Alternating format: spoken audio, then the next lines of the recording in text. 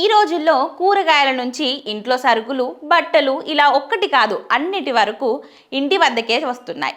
కొన్ని డెలివరీ సంస్థలు కస్టమర్లను ఆకర్షించేందుకు 8 నుంచి 10 నిమిషాల్లోనే డెలివరీ చేయడం టార్గెట్గా పెట్టుకున్నారు. అయితే ఇప్పుడు ఈ quick commerce and food delivery కంపెనీల డెలివరీ బాయ్స్ భారీ సమ్మెకు పిలుపునిచ్చారు.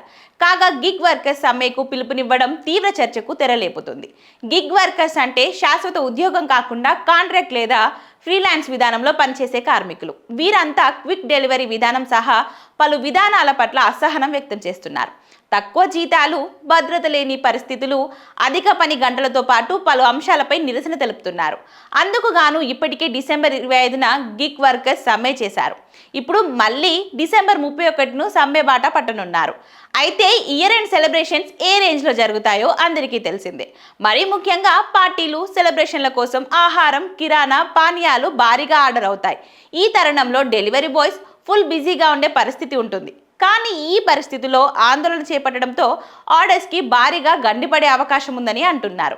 ఈ సమ్మెలో జెప్టో, బ్లింకిట్, ఫ్లిప్కార్ట్ వంటి ప్రముఖ ప్లాట్ఫామ్ల డెలివరీ బాయ్స్ కూడా పాల్గొనే అవకాశం ఉందని సమాచారం.